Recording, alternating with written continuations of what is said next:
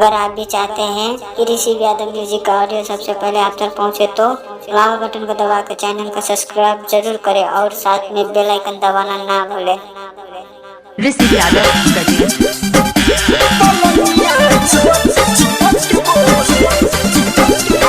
राकेश शंकरपुर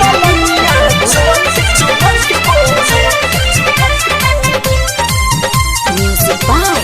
प्रियांशु सिंह।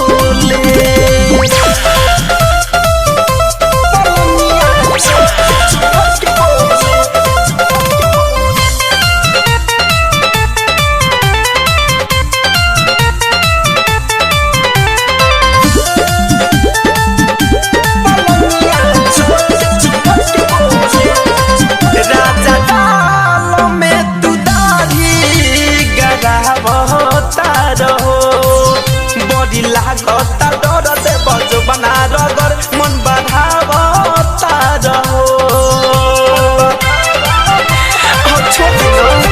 राजा काल में तू दाढ़ी गड़ावता रहो बड़ी लागता डर दे बजो बना रगर मन बढ़ावता रहो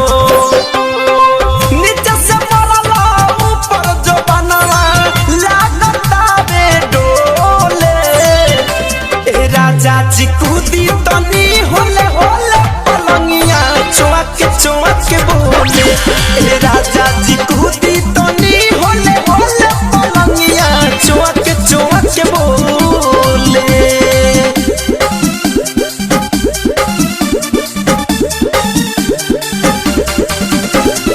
राकेश शंकरपुर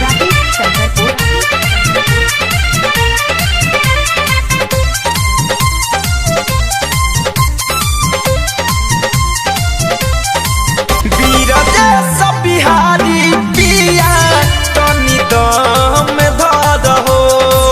ना तो फूलता शास्त्र बोइह शास्त्र निकम करहो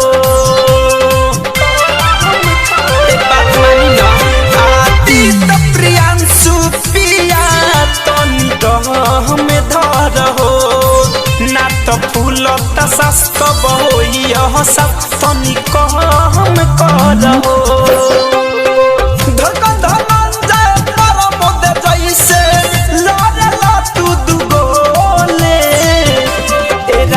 जी कूदी तनी होले होले पलंगिया चुआ